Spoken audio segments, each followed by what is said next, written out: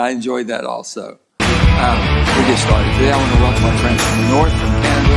We'll continue the committee's very important conversation about how we pursue two critical goals. I enjoyed that also. Ensuring energy security. We'll get started. Today I want to welcome our friends from the north. These two goals are mutually exclusive. We'll continue the committee's very important conversation. We all agree that Putin has used two critical goals and gas for ensuring energy security. We'll get started. Today I want to welcome our friends from these two goals are mutually exclusive. We'll continue the committee's very important conversation. We all agree that Putin has used two critical goals and gas for ensuring energy security. We'll get started. Today I want to welcome our friends from these two goals are mutually exclusive. Leveraging China's very important conversation. We all agree that Putin has used two critical goals. Putin's aggression is bringing two forward. We'll get started. Today I want to welcome stage from these two goals are mutually exclusive. Leveraging China's very building this alliance should start by Putin has used like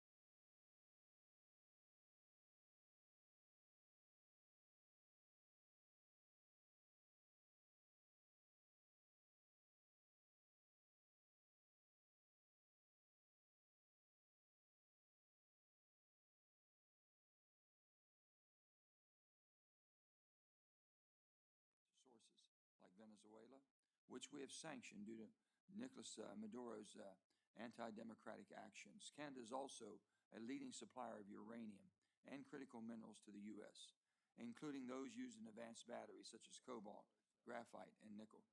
The U.S.-Canada Energy Partnership is strong, but also not without its challenges. I have not been shy in expressing my frustration with the Biden administration cancel the Keystone XL pipeline. In light of Putin's war in Ukraine and the global energy price surge, I think a lot of us wish that project had moved forward today. But to be clear, I'm not holding the hearing to relitigate the past. We are here to advance a stronger and a cleaner U.S.-Canada energy partnerships for the future. Our allies and trading partners in Europe are begging for North American oil and gas to offset the reliance on Russia. There is no reason whatsoever we shouldn't be able to fill that void and do it cleaner than the alternatives. That's because American oil and gas is cleaner than what is produced in Russia, and certainly in Iran and Venezuela. We can do better and learn from our Canadian neighbors and all of us working together. On average, Canada produces oil with 37% lower methane emissions than the U.S. That's technology we can use also. And the Canadian federal government has set even more aggressive methane reduction targets. That's what I mean by climate and security not being mutually exclusive. Replacing Russian product has added the benefit of reducing the emissions profile of the energy Europe needs today. I also strongly believe that we need to be taking security into account as we invest in climate solutions. According to the International Energy Agency, stationary and electric vehicle batteries will account for about half of the mineral demand growth from clean energy technologies over the next 20 years. Unfortunately, China controls 80% of the world's battery material processing, 60% of the world's cathode production, 80% of the world's anode production, and 75% of the world's lithium-ion battery cell production. They have cornered the market, and we allowed it to happen.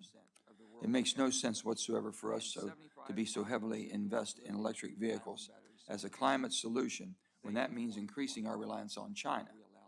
Because right now, we're not simultaneously increasing our mining, our processing, and recycling capacity at the same rate in the United States. The Canadians are ahead of us on critical mineral refining and processing, and we have much to learn from them about how they're able to responsibly permit these activities in timeless that blow our critical mineral refining and processing tables out of the water. And we have much to learn. I believe there is much that we can collaborate on with Canada to create a powerful North American critical mineral supply chain instead of increasing China's geopolitical leverage. And we have much to learn. I'm sure Canadian friends are happy to export minerals to us. Let me be clear. The United States also needs to contribute our part to a North American minerals alliance. And we have much to learn. I'm sure Canadian so I'm very interested in discussing how we can create an integrated network for raw materials to move across our borders for processing and manufacturing in both of our countries. During this time when U.S. and Canada are discussing how friends are threatened, both integrated networks weaponize united and by intense politicization over climate issues. This time we work together to chart a responsible path forward that will ensure security, unlock prosperity for all of our nations. We are the superpower of the world and blessed with abundant energy and mineral resources. We cannot just sit back and let other countries fill the void and find ourselves in a more dire situation in the years ahead. We must be leaning into the responsible production of all energy sources. And we're going to need and strengthening strategic partnerships. Building a North American energy alliance is the right thing to do. And with that, I'm going to turn to Ranking Member Brasso for his opening remarks. Well, thanks so much, Mr. Chairman, for holding this very important hearing. Thank you to the witnesses for being here. I especially want to recognize the Premier Jason Kenney of Alberta for joining us. Thank you for being with us today, Mr. Premier. Alberta has much in common with my home state of Wyoming. We have rolling prairies, we have stunning mountain ranges, and we both have an economy built on energy production. We both have an abundance of oil, of natural gas, of coal, and wind resources. We both appreciate the high-paying jobs that come from energy development. And we are both hurt by President Biden's war on energy. In 2003, Canada's estimated recoverable reserves of oil jumped about 175 billion barrels thanks to Albertan oil sands. A few years later, in the United States, a similar bounty was discovered. The application of advanced technologies like hydraulic fracturing and horizontal drilling launched an energy revolution. It had profound and positive impacts on our nation's economies and standings in the world. These developments in the United States and Canada shifted the world's energy center of gravity from the Middle East and Russia to North America. It's important that we strengthen the energy and resource partnership between the United States and Canada. But Joe Biden's policies are placing it all at risk. The Biden administration made the United States an unreliable partner to Canada by killing the Keystone XL pipeline. Not satisfied with just harming Canadian energy, the president went on and his appointees are doing everything possible to discourage American energy production. We're now less able to support our friends in North America and around the world. We're less able to provide for ourselves. Premier Kenney and I agree that this needs to change. We also need to expand our partnership with Canada beyond energy to critical minerals. This committee has held several hearings this Congress on mining. Demand for minerals worldwide is skyrocketing. Some suggest we import minerals from Canada as an alternative to mining it here at home. I strongly disagree. There is simply no way to meet U.S. and global demand for minerals without opening new mines in the United States. Our nation's federal permitting process is the #1 barrier to increased domestic production of minerals. It takes 10 years on average to permit a mine in the United States. It took us less time to get to the moon. In Canada, it can take as little as 2 years for the similar permits.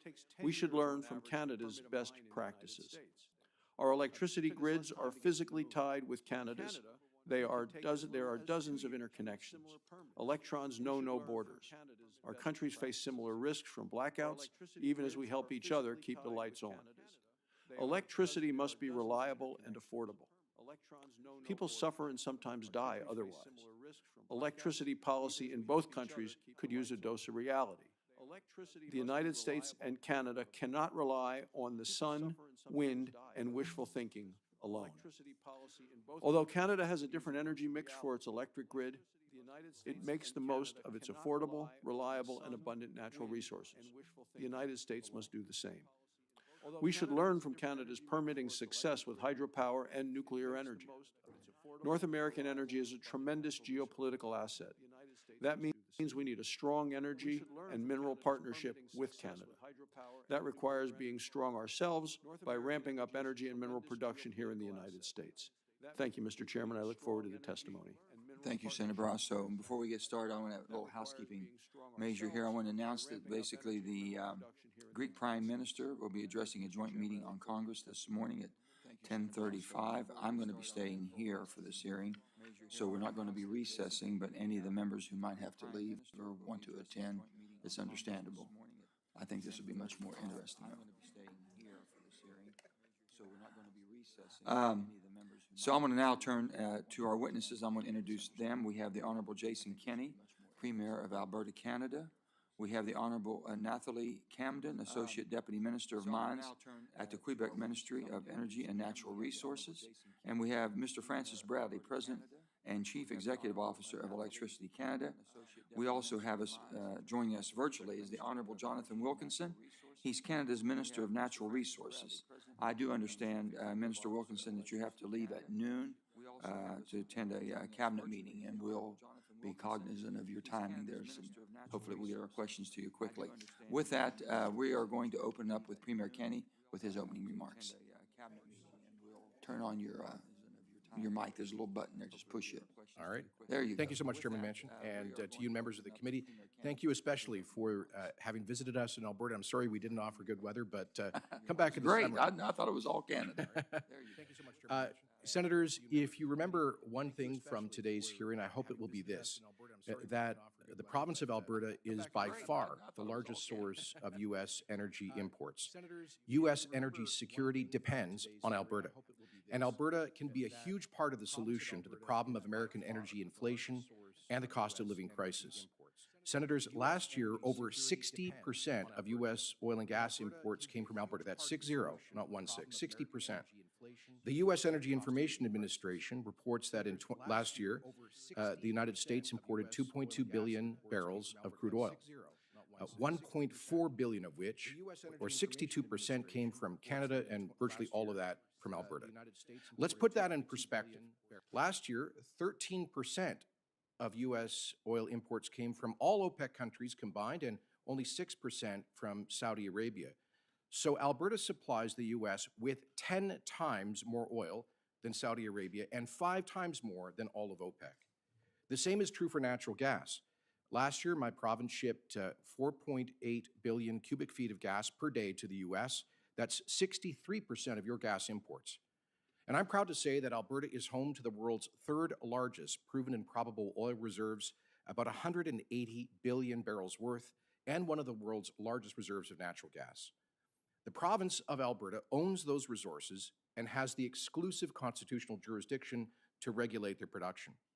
Now, after your country has spent hundreds of billions of dollars in recent decades defending security in the Persian Gulf area, it turns out that the solution to the challenges of energy security is your closest friend and ally.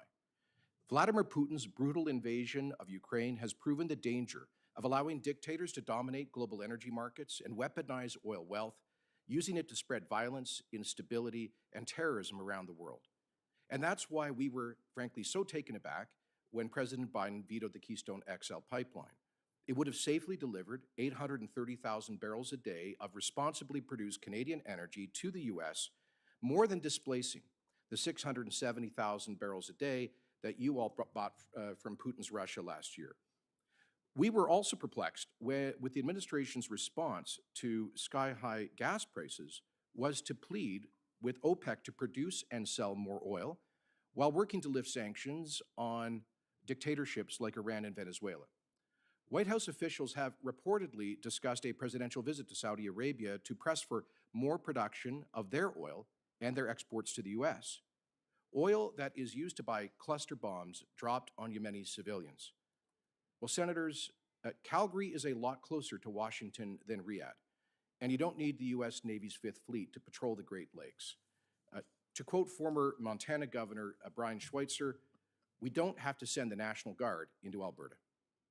Chairman Manchin, we truly appreciated, as I said, your recent visit to Alberta to see firsthand the amazing progress that is being made to reduce emissions and improve the environmental performance of Canada's oil sands, to see also the deep partnerships between our energy producers and our Indigenous people, and to discuss the development of a North American energy alliance.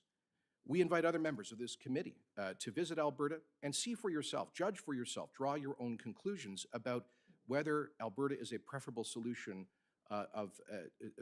preferable as a source of imports to OPEC. Between current unused capacity in the North American pipeline system and the prospect of pipeline optimization, plus the scheduled completion of the Trans Mountain expansion pipeline to Canada's west coast next year, Alberta will be able to increase our crude exports to the U.S. by upwards of 1 million barrels a day over the next couple of years, helping to reduce prices at the pump. But with political will from Washington, we could also get another major pipeline built that would forever allow the United States to free itself from imports from hostile regimes. Mr. Chairman, where there is a will, there is a way.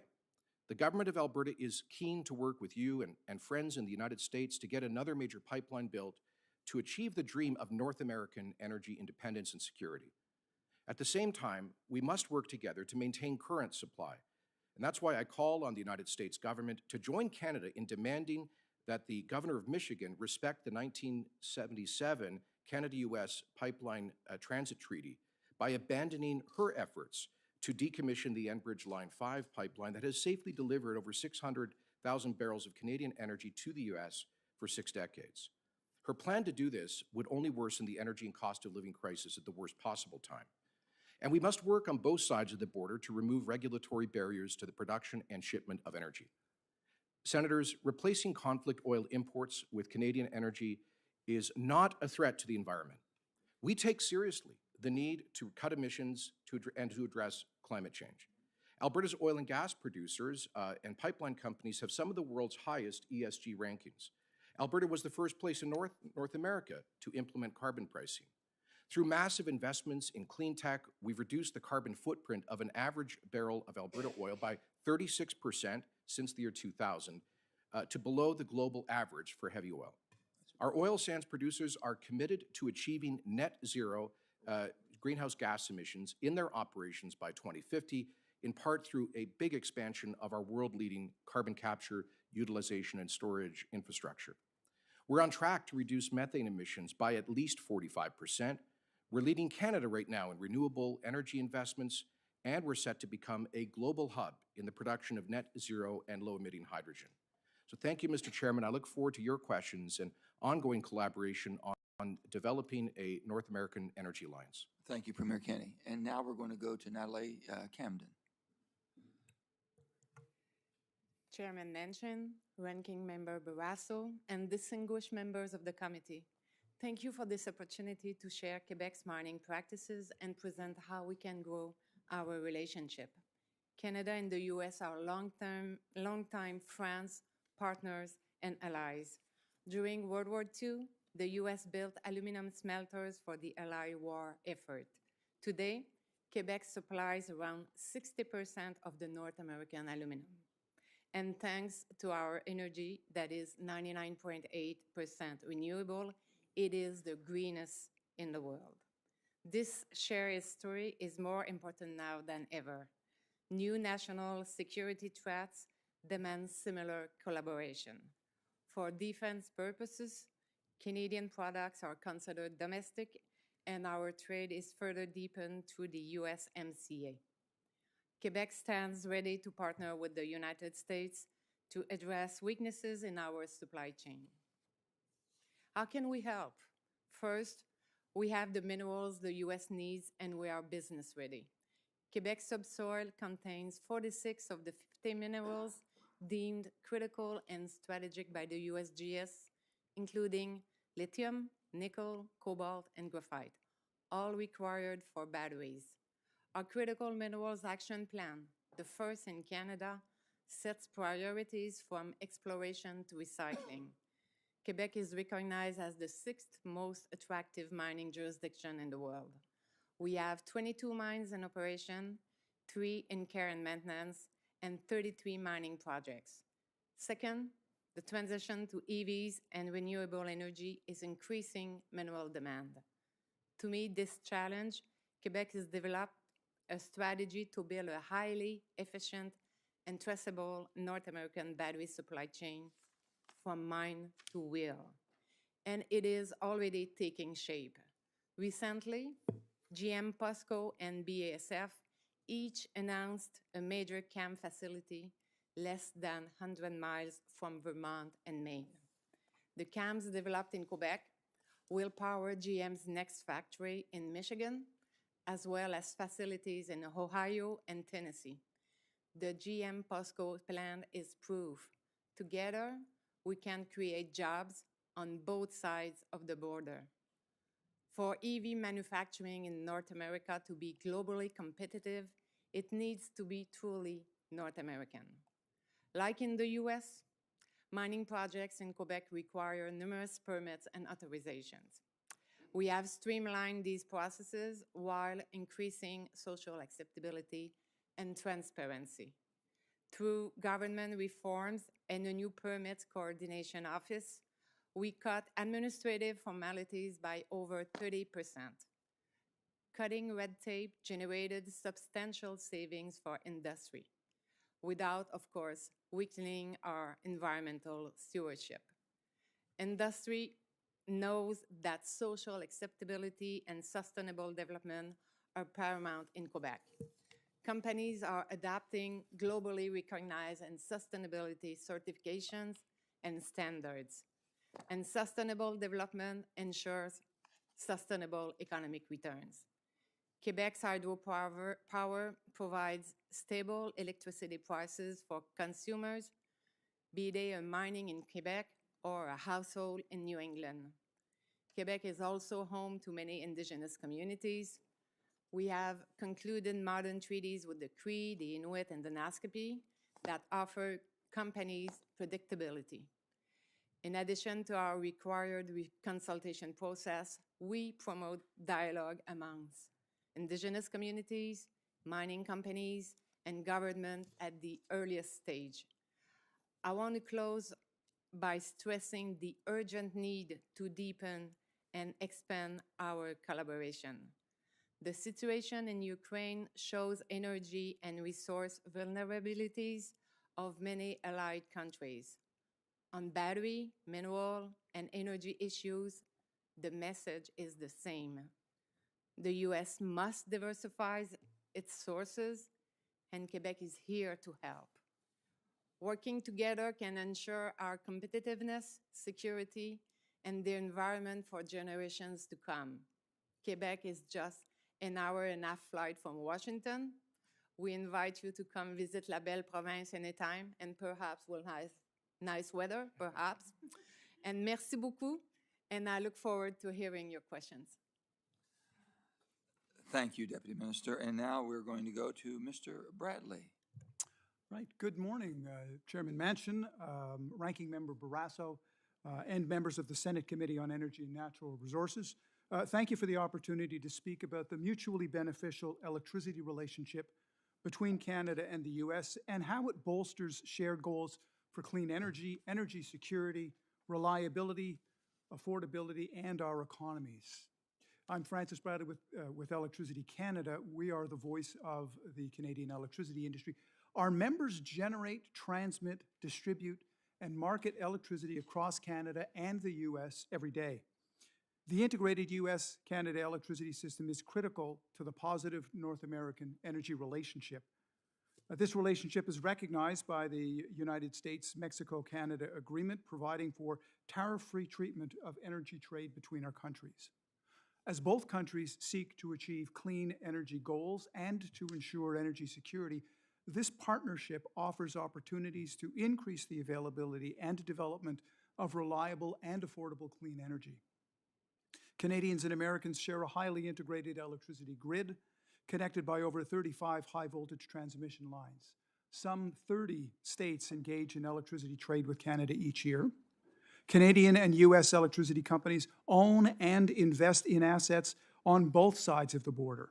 They work in unity of effort to keep the grid secure and reliable in the face of energy transformation, new security threats, and more extreme weather.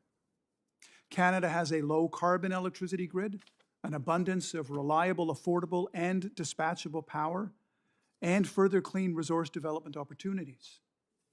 More than 80% of electricity produced in Canada is non-emitting today, predominantly dispatchable hydropower. And trade is not one way. U.S. exports electricity to Canada. Tangible benefits of electricity trade and integration for Americans and Canadians include enhanced reliability and resilience through operational efficiencies and supply diversity, enhanced affordability through efficient price signals and larger markets, greater emissions reductions, and support for developing new renewables and clean energy technologies. Increased cross-border transmission infrastructure can enable further two-way trade and its benefits. The second installment of the Department of Energy's Quadrennial Energy Review stressed that, and I quote, additional cross-border transmission infrastructure with Canada has been projected to lead to lower overall system costs in U.S. border regions, and it could enhance reliability, backstop variable renewable energy development, and enable lower overall emissions of U.S. power consumption. As such, predictable regulatory regimes for energy infrastructure development are important. As in Canada, the U.S. has ambitious clean energy and climate goals at the federal and state level. To transition to net zero, both countries will need every megawatt of non-emitting generation. As such, Canadian non-emitting imports should constitute as clean energy under any climate or clean energy regime. Electricity trade and integration are important tools for bolstering reliable and affordable clean energy supply and development.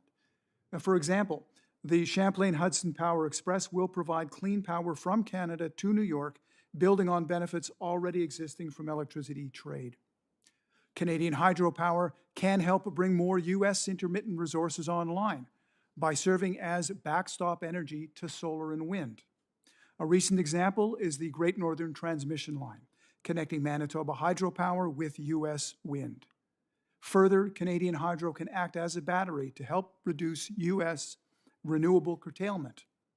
A recent MIT paper found that Canadian hydropower can be particularly effective as a complement, not a substitute, for deploying more wind and solar in the Northeast.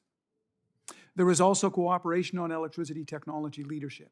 For example, Ontario Power Generation and the Tennessee Valley Authority announced plans to work together on advanced nuclear technology. Another one of my members, Capital Power, is working on carbon capture initiatives at its Genesee facility to support near-zero emitting natural gas power generation to convert captured carbon into carbon nanotubes. The U.S.-Canada electricity relationship extends to bolstering grid resilience. Canadians and Americans work together to address security risks and follow mandatory North American electricity standards. Canadian companies provide mutual assistance, crossing the border to help American electricity companies restore power to customers more quickly in the aftermath of major weather disasters. In conclusion, Canada is a reliable and trusted electricity partner. This partnership has served Canadian and Americans for over 100 years. In the context of climate change and growing cyber and physical threats to the grid, the U.S.-Canada relationship is more important than ever. Thank you.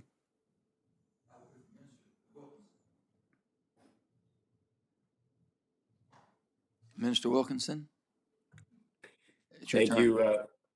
Thank you. Thank you, Mr. Chairman. Thank you to Ranking Member Barrasso for the opportunity to speak with the committee. about the interconnected double threat to the national security interests of both of our nations, energy security and climate change. I appear here to share Canada's perspective on these urgent matters with our neighbor, our closest ally, and our largest trading partner in my role as my country's Minister of Natural Resources. I was, as well, until about 6 months ago, Canada's Minister of Environment and Climate Change. Let me begin just with a brief word about Ukraine. This brutal, illegal invasion launched by President Putin against the people of Ukraine represents a violation of international law and an unjustified attack on a peaceful people. Canada's support to the Ukrainian people is unshakable. To date, we have provided Ukraine consequential humanitarian, military, and other support, and we are committed to continuing to do so. The International Energy Agency defines energy security as the uninterrupted availability of energy sources at an affordable price. There are some in both of our countries who suggest that given the current urgency of the energy security issue, we must set aside concerns and actions relating to climate change. This position is neither thoughtful nor tenable. Domestic energy security and climate action are increasingly and inextricably tied together. As Canada works to help our European allies at this time of crisis, we are concurrently cutting oil and gas emissions, including through methane regulations, and establishing clean fuel and electricity standards to achieve our ambitious 2030 climate target. If we look to the present situation in Europe, Western European countries are working vigorously to secure predictable energy supplies in the context of an increasingly belligerent and irrational Russia. In the short term, Europe is focused on replacing Russian energy imports with those from other countries, while aggressively accelerating a transition towards renewables and hydrogen in the medium term. As the President of the European Commission stated recently, and I quote, "It is our switch to renewables and hydrogen that will make us truly independent." In this context, recent decisions by the United States and Canada to expand hydrocarbon exports to our European friends to displace Russian oil and gas for the short term are entirely appropriate, particularly since these actions are being taken very much within the context of our respective climate change plans. However, it is the shift to domestically produced renewable energy and to hydrogen supplied by stable countries like Canada that will provide true energy security and national security to Europe and to both of our countries. A clean energy transition will deliver energy security and a sustainable future, enabling democratic countries to wean themselves from petro-dictators who weaponize energy. It will strengthen economies and create jobs, and it will respond to the urgent code red for humanity, which is how the Intergovernmental Panel on Climate Change characterizes the climate crisis which presently confronts us. Given the challenging nature of current geopolitics, the need to be focused on energy security has never been greater. Security that can be driven through a Canada-US energy collaboration and through joint action on climate change. Let us commit our countries to the further development of a North American energy powerhouse, one that will facilitate energy security while helping to advance our shared journey down a path to net zero. Canada and the US already have deeply interconnected energy systems. In fact, 60% of US oil imports and 93% of American electricity imports come from Canada.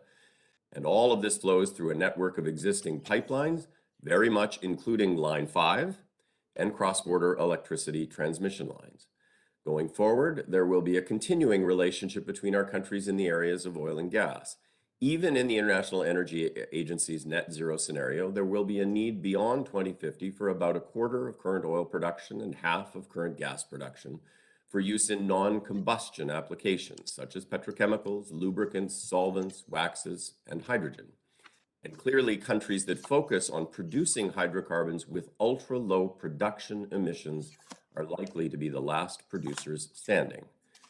In the context of the low-carbon energy transition, the opportunities for Canada-US collaboration and mutual benefit are enormous. For example, critical minerals, all the way from mines to processing to manufacturing to recycling. Hydrogen to fuel our trucks, planes, trains, industries, and even our homes. Production of renewable energy and transmission of clean electricity across our borders, nuclear technology, including small modular reactors, carbon removal technologies, and in the research, development, and the scaling of a wide range of clean technologies. As we partner in these areas, we need to be clear-eyed, ensuring that in moving away from dependence on autocratic hydrocarbon-producing countries, we do not inadvertently end up with similar dependence on other autocratic countries in areas such as critical minerals. I was in Washington last week to advance exactly these conversations because they are critical to the future of our economies and of our planet. Canada is committed to working with you to enhance North American energy security, to fight climate change, and to create jobs and economic opportunity for the citizens of both of our great countries. Thank you very much for the opportunity to be here today. Thank you, Minister.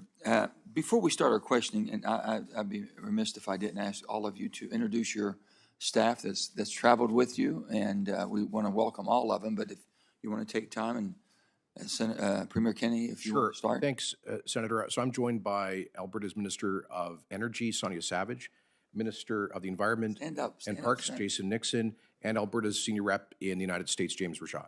Thank you all for being here. Honorable Camden. I'm not traveling with people from other people, with people from Quebec, but I'm supporting by the Quebec's office in Washington, D.C., led by Mr. Jean-François Hould, Abigail Hunter, and Justin Margolis. Welcome to all of you. Mr. Bradley? Yes, and my local support is Andrew Shaw. Andrew? Andrew? And Minister Wilkinson, do you have anyone here you'd want to introduce? Yeah, my Deputy Chief of Staff, Kyle Harrietta, I think is there, and I'm not sure if Ambassador Hillman is there as well, but she has certainly been supporting us through this exercise. Well, again, welcome to all of our neighbors. We appreciate very much you all making the effort to be here today. And with that, we'll start with our questioning. And I'm going to start with to both of Premier Kenney and Minister Wilkinson. This is for both of you all. We all know that the demand with COVID-19 and also with Putin's war on Ukraine, the strain that's put on all of us with the North American energy is going to be needed for years to come in order to offset that. We understand that. So I would ask either one of you and both of you to answer this. Have you been in contact with our administration here or your counterpart, Minister Wilkinson or Premier Kenney, any other than us speaking to you from the legislative branch, from the executive branch, anybody speaking to you all concerning increasing oil, natural gas, the things that we're going to need in order to help our allies? You can start with yourself, and now I'll go to Mrs. Thank you, Senator. The answer, well, I don't have a counterpart in the U.S. government as I'm the leader of a subnational government, but yesterday I did have meetings with officials at the U.S. State Department that we initiated. I will say we found it passing strange that following the invasion of Ukraine, there were clear efforts by the administration to reach out to OPEC, Saudi Arabia, Venezuela, and Iran, but we have no record of any effort by the administration to reach out to Alberta, which, as I said, provides 62% of U.S. oil imports. Minister Wilkinson, did you all have any conversations or anyone reach out to your counterparts from the U.S.? Yes, thank you, Senator. Yes, we have had ongoing conversations with the administration. Certainly, I have spoken with Secretary Granholm many, many times since the invasion of Ukraine, and I was at the White House last week having similar conversations. As you know, we have had a number of in-person meetings to discuss how to address this. I think you and I actually met in Paris at the International Energy Agency when Secretary Granholm was there. And the focus very much in terms of increasing production was our announcement of 300,000 additional barrels a day, which we worked with Premier Kenney and the industry on, was partly the product of those conversations because, of course, the offtake to get it to the Gulf has to come from the United States. And we continue to talk about issues like LNG exports, for example. Have you all increased your production? Well, yeah. For the U.S., for us to be able to help our allies around the world? I'll say yes. Last year was a record year for production and exports. We hit, I think, in December, 4.1 million barrels a day. But Senator, we believe, and we frankly don't agree with the 200,000 barrel estimate of just offered by Minister Wilkinson. We have about 300,000 barrels of daily unused capacity in the North American pipeline system, which we expect to fill this year through increased production. Once that's filled, the economics will probably work for additional shipment by rail which could be upwards of an additional 200,000 barrels a day. In addition, if midstream companies get serious about it, and if regulators approve it, we could see a series of technical improvements through pipeline optimization and line reversals over the next year or so that could add upwards of another 400,000 barrels a day of potential capacity. And then finally, in Q4 of 2023 and Q1 of 2020. This would also reduce the United States reliance on OPEC or Saudi or. Well, I would certainly hope that I think American refineries I know would prefer to buy locally, partly because they get our energy on a discount, since we are currently largely landlocked, and so we are price takers. And I do know that Gulf refineries are very keen to get more access to our heavy supply. Minister, do you have anything to say on that, Mr. Wilkinson?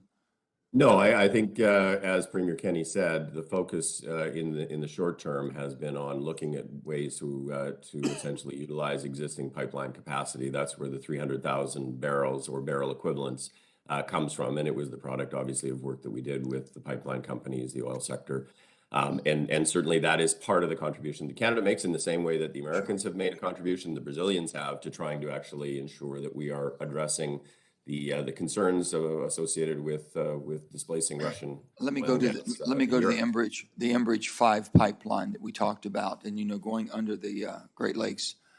With that, we're concerned, and I'm sure as you would understand, we're concerned about the safety of that. We've had no problems, but with the line's age and all that. Do you all have recommendations of how you could secure that and make it safer, and that way less of a danger that people might be concerned about? From both of you all, yes. Okay, thanks, Senator. Well, first of all, Enbridge has proposed spending upwards of $750 million on this new high-tech, extremely safe subterranean pipeline, and this is to replace the pipeline that's operated safely across the Straits of Mackinac now for 6 decades, delivering about 530,000 barrels a day of light sweet to refineries in Ohio, Pennsylvania, as well as Ontario and Quebec. And what the governor is trying to do is to decommission the current pipeline without the replacement. So that would strangle much of the energy source for the upper Midwest. We appreciate the Government of Canada has filed a complaint under the 1977 Pipeline Transit Treaty, and I'll hand it over to Minister Wilkinson to talk about that. Minister?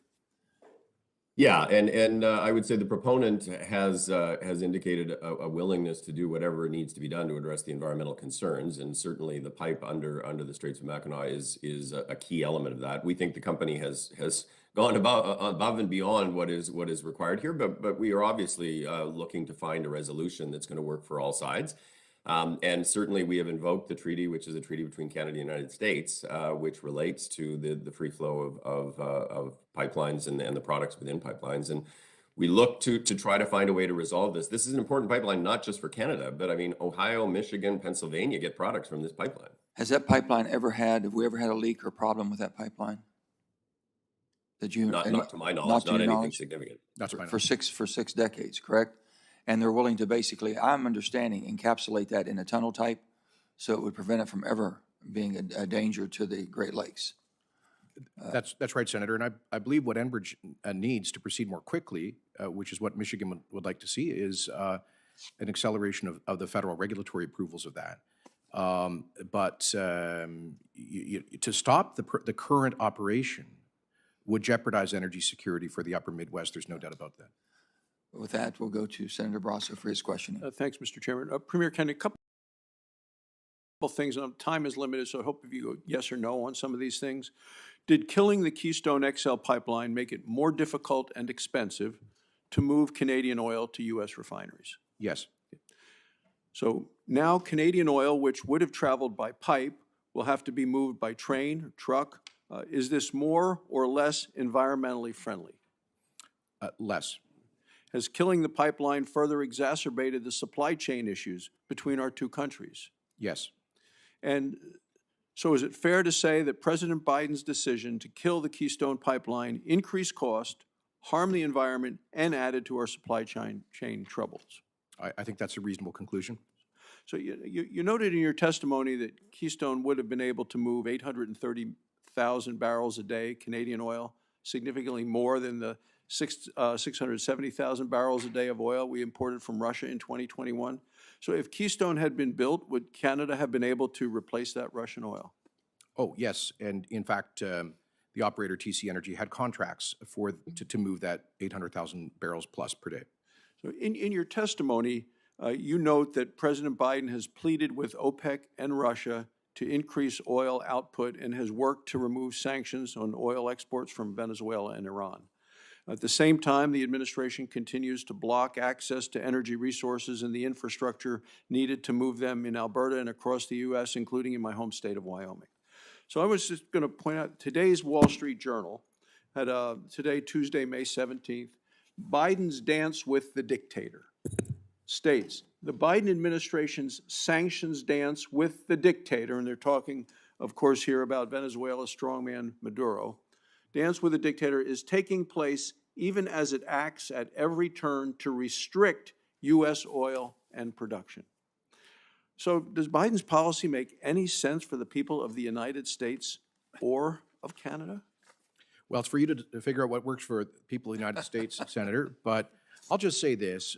We find it inexplicable that the government of the United States has been more focused on encouraging additional OPEC production than Canadian production.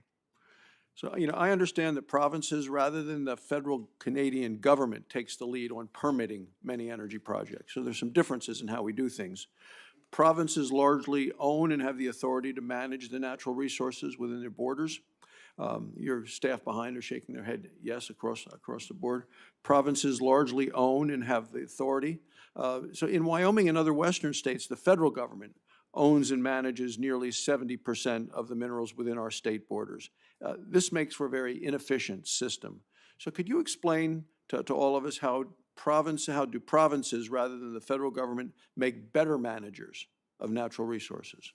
Well, that is a great question because, Senator, we've developed over, really since 1947, when the first major oil discovery was found in Alberta, we've developed huge expertise, technical expertise, regulatory expertise, policy expertise in oil and gas production. And so I think it's fitting that our Constitution gives exclusive authority to the provinces over the regulation of the production of natural resources. And I want to thank the Government of Canada for having recognized that in having signed what we call equivalency agreements with Alberta over issues like the regulation of major greenhouse gas emissions, industrial emissions, as well as methane. Because frankly, we're on the ground, we have the technical expertise, much more so than frankly, bureaucrats in Ottawa would have. Well, when you were here, I texted with the former Prime Minister, Stephen Harper, and he responds back, told him you were here. He said, Kenny is very strong. He was one of my best ministers, so thank you very much for being here. Mr. Bradley, roughly 60% of Canada's electricity comes from hydropower, another 20% from nuclear power. Canada appears to be making the most of its God-given natural energy resources. The United States is blessed with major natural gas amounts, coal, renewable sources as well. Do you believe in an all-of-the-above energy strategy that capitalizes on abundant, reliable, and affordable natural resources to keep the lights on? Senator, thank you for that question. Yes, our at Electricity Canada, particularly in the context of our expectations with respect to reducing greenhouse gas emissions, we are and have continued to advocate for an all-of-the-above approach for all types of non-emitting electricity in the future. Thank you. Thank you, Mr. Chairman. Thank you. Now we have Senator King. Thank you very much for being here. Canada, of course, is a neighbor. Maine is the only state in the United States that borders only one other state, but we border two provinces. And I've always considered my foreign policy experience based upon the fact that I can see Canada from Maine. So, sorry, I couldn't resist. Premier Kenny, picking up on some questions from Senator Barrasso, methane is the low-hanging fruit of climate change. It's the most potent greenhouse gas, 80 times more than CO2. I note in your testimony you've lowered it significantly. How did you do that? Was it regulatory? Was it a fee? Was it a carbon fee? What brought that about? Because this is an important topic for our discussion here in the States. Yeah, through a regulatory approach, really with application of technology that's been developed in the Alberta industry over years, we have committed to, we're the first subnational jurisdiction in North America to commit to methane reduction targets to reduce methane by 45% below the 2014 baseline, and to do that by 2025. And did you do that? Did you tell industry you can't emit more than X and you have a vigorous inspection regime? Well, yes, there's a target and there is a rigorous inspection regime. We've seen some incredibly innovative technology developed in our province, which has made a big difference, and a lot of that has now been marketed in the United States, and we'd be happy to share that expertise. Thank you. And I'd appreciate it if you could follow up, perhaps have your staff give us a monograph on your methane policies, because this is something that's very important to us. Minister Wilkinson, again, not for today because we have such limited time, but perhaps you could have your staff give us some background on how you streamline the permitting process. My position has always been I want the most timely, streamlined, and effective environmental process with the strongest environmental safeguards, and I think that's your standard. I'd like to, how do you do it in Canada, and what lessons can we take here for our permitting process so it doesn't take, as Senator Barrasso pointed out, 10 years to permit a mining operation that we need? So you don't have to answer now, but perhaps you could have your staff supply us with some thoughts on how your permitting process works, and if they could compare it with ours, which is quite Rube Goldberg-ish, that would be very helpful. Ms. Camden, Hydro-Quebec, of course, we went through the difficult New England Connect process in Maine with the connection from Hydro-Quebec to Boston. What tripped that up more than anything else was a section of 56 miles through virgin forest in northern Maine, and that was the sort of focus of a lot of the controversy. Could Hydro-Quebec and the proponents of that proposal think about burying that section of line rather than a strip of clear cutting through the forest? And is that something that's under examination? Because that might relieve a lot of the controversy surrounding that project. Thank you, Senator, for your question, but this is not in my area of expertise, in my portfolio, but I will make sure that the Quebec's office in DC follows up with your staff with an answer on this question. However, if you want, I could share with you the practices that we had put in place in Quebec regarding the streamlining of our processes, regarding issue permitting. I'd very much like to see that. Thank you. Thank you. So there is a strong commitment from our government to reduce the administrative burden, and each department within the government has to provide a 3-year plan with different measures, being regulatory measure or legal measures. I don't want to cut you off, but I've got a little clock in front of me that says I only have 36 seconds left. Okay. So I want to get one question to Mr. Bradley before I leave. All right. I've always been fascinated by the concept that you articulated and I think needs to be further developed, and that is Hydro-Quebec being, or Canadian Hydro being the battery for New England. Norway is the battery for Denmark right now. And as we move into offshore wind, we could have an excess of energy during certain periods of the day, which we could send north. You could store the water during those periods and then send us the dispatchable hydro. You mentioned this. Do you see this as something that's a feasible option for us? Yes, thank you. Thank you for the question, Senator. Indeed, not only do I see it as a feasible option, I think this is going to be how we optimize the system in the future, and it won't just be in the Northwest. It will be interregionally all across North America. We do it at a smaller scale already today. I mentioned that the electricity flow is two-way between Canada and the United States. Often that flow from the United States into Canada is must-run facilities in the United States that overnight are looking for markets and are essentially today being stored in reservoirs. as giant The batteries. big constraint on the development of renewables, of course, is intermittency, and intermittency is solved by some kind of baseload response. We're all talking about batteries and mining and lithium and cobalt and nickel when we've got a gigantic battery already in place in Canada. And I've for 20 years thought that this was a way to offset the intermittency. So I hope that that's something we can work on, and to the extent you're aware of data on that concept and how it could be implemented, please let me know. Indeed, we sure will. And we've always thought of our reservoirs as giant batteries. And Denmark and Norway are doing this right as we speak. So this is not an unprecedented idea. Thank you. Thank you, Mr. Chairman. Senator Lee. Thank you, Mr. Chairman. Premier Kenney, it's great to have you with us.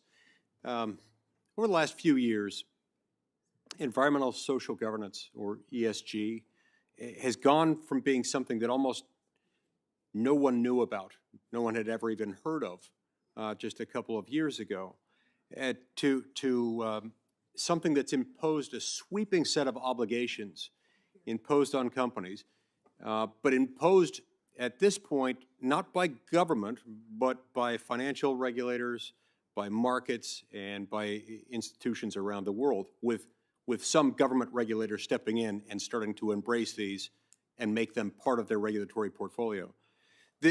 The number one goal of the ESG movement, or at least a primary motivating goal, seems to be to ensure divestment from fossil fuels in any and every way possible. Now, I would imagine that the ESG insanity that we're seeing has made energy development riskier and more expensive in Canada as it has in the United States. What impacts are you seeing from ESG specifically on Alberta's energy sector? Very significant impacts, Senator. It's one of our primary concerns because there's been, I think, a particularly prejudicial and inaccurate application of ESG principles against investment in financial services to the Canadian oil sands in particular, with, as I say, nearly 180 billion barrels of proven and probable reserves. So our companies report difficulty accessing reinsurance. There's, credit and equity investment. A lot of this emanating from European financial institutions. A lot of it based on a misconception about the emissions profile of Canadian heavy oil, the bitumen. And here's the peculiar thing. Of the top 10 reserves in the world, Venezuela, Saudi Arabia, Canada, Iran, Iraq, Russia, Kuwait, UAE, the US, and Libya. Apart from the United States and Canada, the other 8 top 10 reserves are in countries where energy is developed largely by state-owned enterprises or quasi-state-owned enterprises who are not subject to ESG criteria. So if financial markets strangle the publicly traded, transparent companies in North America, all this will do is ship production to some of these world's worst regimes and their state-owned enterprises that are not subject to market conditions. So could that mean, sir, that they could be producing oil with really shoddy environmental standards? Well, they are, and I think the invasion of Ukraine highlights the need for at least a second S in ESG, security. It is bizarre to us that we had European banks say they were going to pull out of the Canadian oil sands while they participated in the IPO for Saudi Aramco and continue to finance Gazprom and Lukoil in Vladimir Putin's Russia, and they're not held to account for financing dictator oil that fuels violence around the world. Yeah, funny how that works. Now, I assume these things have translated also to higher gasoline prices for consumers in Canada? Yes, sir. Now, the Biden administration has been calling in the United States on U.S. oil and gas companies, calling on them to boost production. But he's doing that while simultaneously stalling, or in some cases killing, energy infrastructure projects, pressuring companies to divest from fossil fuels, and setting impossible to meet, never to be satisfied emission standards to power companies. So have Canadian energy companies been hesitant or unable to deploy capital as a result of some of these American energy policies imposed by the Biden administration? Well, I would say yes, because the cancellation of Keystone XL, for example, has, look, there were Canadian upstream producers that had committed to 800,000 barrels per day. They were prepared to make the big investments to produce that and sell it to you. And obviously, they've taken that out of their capital plans. Now, on his very first day of office, President Biden began his war on North American energy. He began it by killing the Keystone XL pipeline. His response to record high gasoline prices that are really causing American consumers to suffer has been to beg Venezuela and beg Saudi Arabia to ramp up their production. What message do those actions send to our Canadian allies, including to Alberta? The message, we find it just, all I can say is inexplicable. I was in Houston at Sierra Week talking about how we could get, look, if we really work together, we could get you a couple billion more barrels a day of Canadian energy. When I was in Houston, I read that the president's advisors were suggesting he should go to Riyadh to ask the Saudis to generate more. And we have a hard time understanding that. As do we. Thank you for helping us understand that. Thank you, Mr. Chairman. Senator Hickenlooper. Just like that. You almost missed it.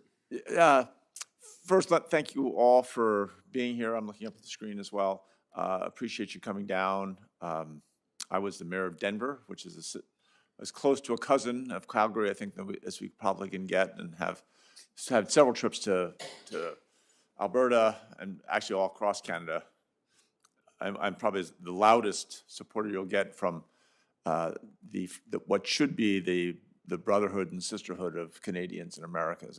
One of my best experiences growing up was taking the Cross Canada train with two puppies that were in baggage. So we'd have to get off at each stop and walk the puppies through all these beautiful little towns across western Montana. It was an experience of a lifetime. Let me ask you each a question to start. Ultimately, if the world is going to meet its climate targets, we have to figure out how to decouple the cost of producing energy from the cost of emitting. I know you all talked about this a little bit. Canada is, as you've demonstrated, one of the most ambitious nations on carbon pricing. Your price to set, if I remember right, was at get to $170 by 2030, which is very aggressive and starting. I think it's $150 now. Can you explain for us that pricing of carbon, how that enables your goals for both energy production and reducing emissions? You follow what I'm asking? Yes, Senator, I think that's probably better directed to Minister Wilkinson in Ottawa, as that's federal policy. Sure, I'm happy to talk about that. Putting a price on carbon pollution, and let's be clear, carbon is pollution. It is the cause of climate change, is an important part of actually ensuring that that is taken into account in the context of everything that businesses and individuals do in terms of choices. It drives choices that are lower carbon, and it incents innovation on a go-forward basis. It is one part of a much broader climate plan. I would tell you that Canada has perhaps the most detailed climate plan that exists anywhere on the planet in terms of how we will actually go about achieving our targets. But an important part of that is pricing of carbon pollution. And I will tell you 99.5 economists out of 100 will tell you it's the most efficient and effective way to do it. Great. Thank you.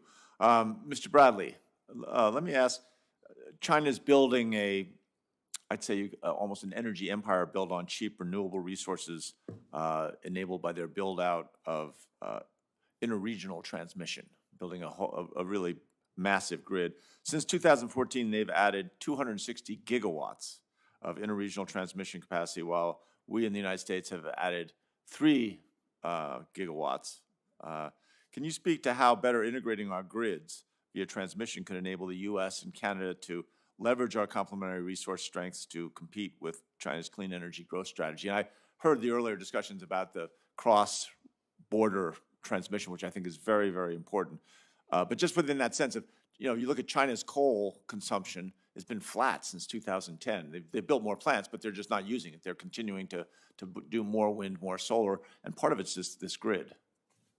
Yeah, thank you for the question, Senator. But yeah, our trajectory has been very different in Canada than in China. We're not building coal, we're phasing coal out. But yes, the transmission plays an absolutely critical role to be able to enable more intermittent sources of electricity, both within Canada, within the United States, and cross-border. And it is going to be a critical component for us to be able to further expand that non-emitting power. We are going to need more transmission if we're going to bring more intermittent power online. Great, thank you. Ms. Camden, the hydrogen production goals, again, ambitious, admirable. I think something we in the United States are equally enthusiastic about. Most of Canada's hydrogen is currently produced via steam methane reforming without the accessory carbon capture. One of the main challenges we face here is that makes clean hydrogen much more expensive to produce, at least for now. How do you plan to ensure that as you scale up hydrogen production, that it moves towards clean hydrogen in an affordable manner? Thank you for your question, Senator. Hydropower enables green hydrogen, and we're working right now in Quebec on a strategy for hydrogen. Unfortunately, it will be released in a few weeks, so I cannot talk about it, and it's not even in my portfolio. So we'll make sure that you get the answer from our Quebec's office in DC. Great. All right. Thank you. I'll restrain myself on the questions on cobalt and lithium. Put them in writing to you so that we can get the answers in the future. I yield back my time, Mr. Chair. Thank you. And Senator Marshall. Yeah, thank you again, Chairman. Sometimes the solutions to our problems are in our backyard. Thank you for the folks, all of you, your staff, for making the trip down here in person as well as peering online. I, of course, from Kansas, and very much have a little oil patch there. Even some of the oil that was supposed to be coming down the Keystone Pipeline, our refineries had prepared some special instrumentation to accept that oil.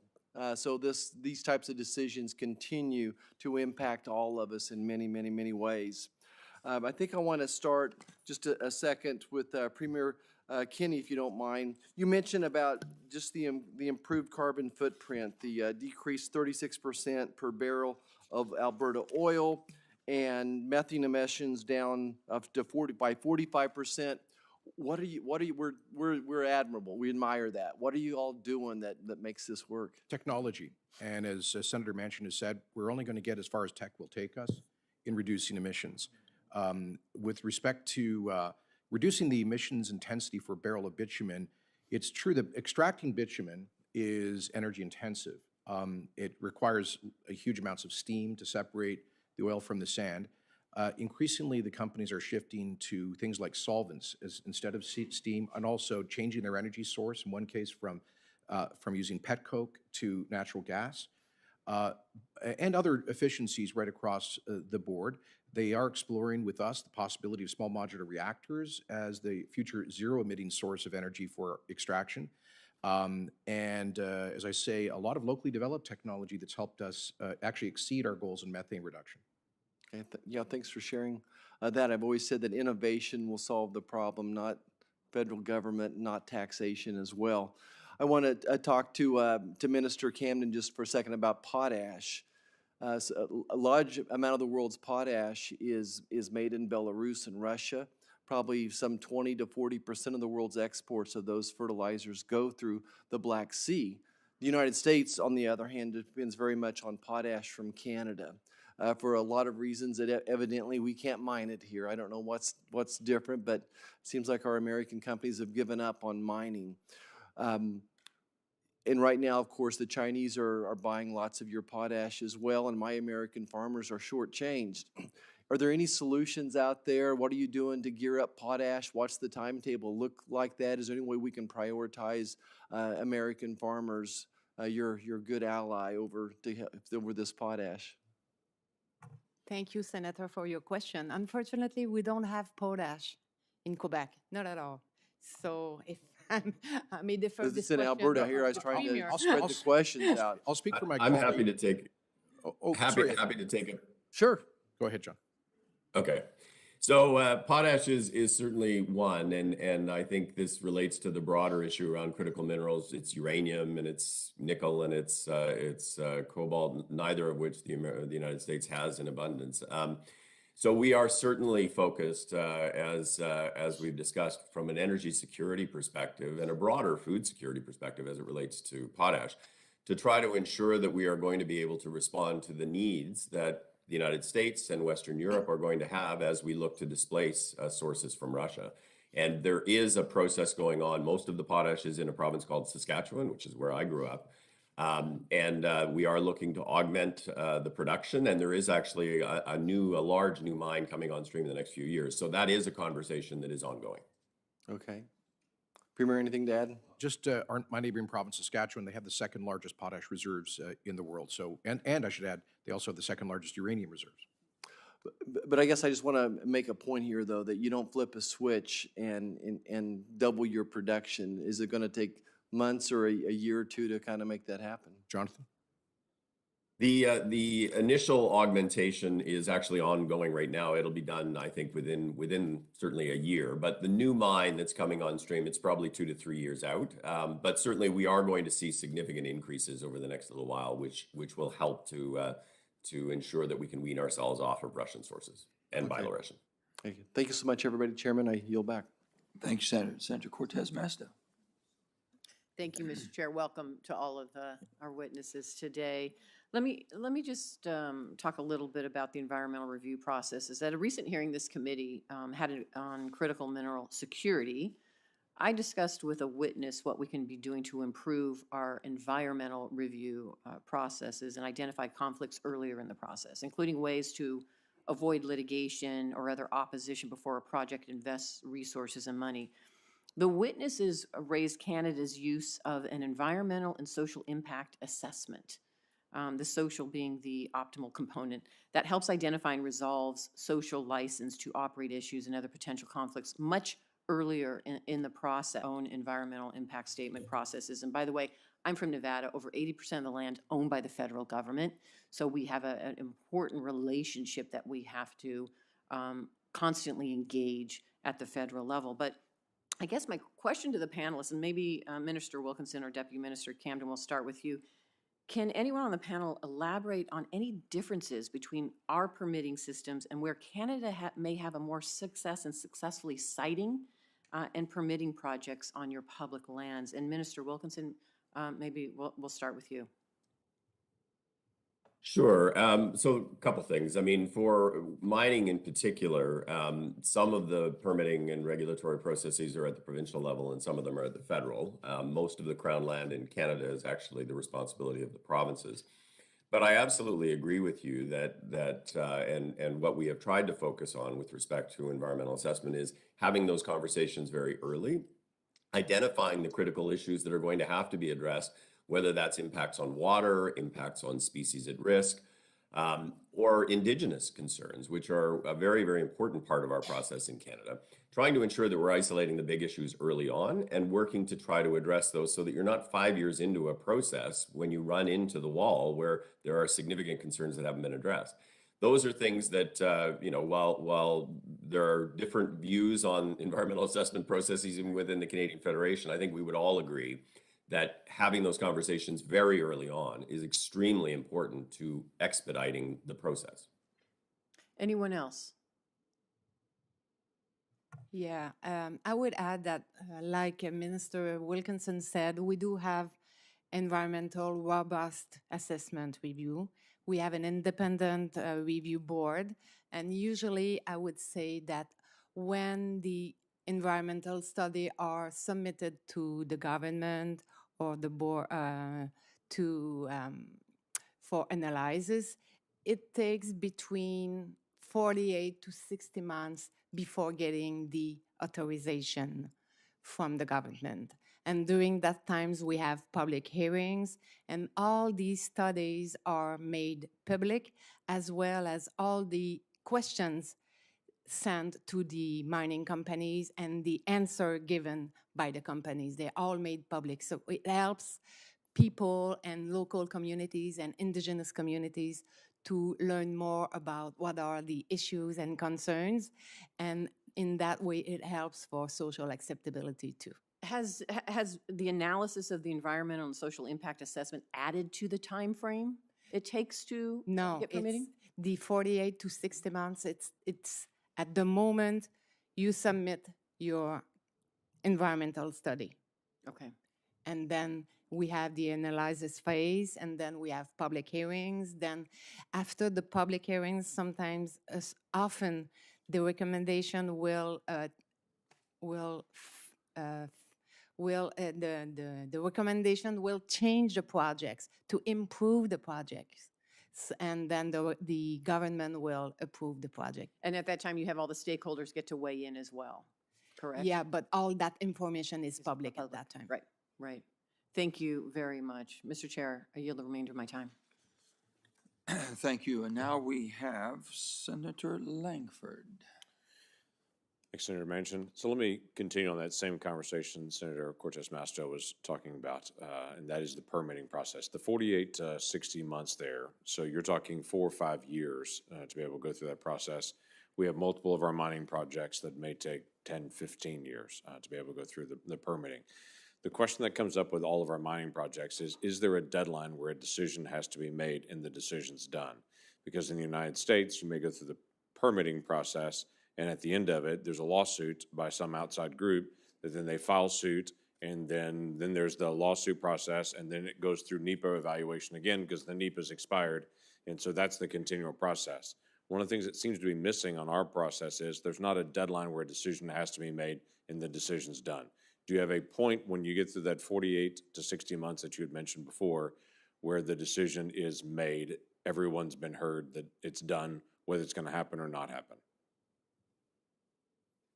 There is no timeline, but there is a strong commitment by all stakeholders to let people know what kind of information is required in their application. So we have many guidelines. We help mining companies to prepare their studies, and there is no real litigation matter in Quebec after approving mining projects. So it's not allowed at that point?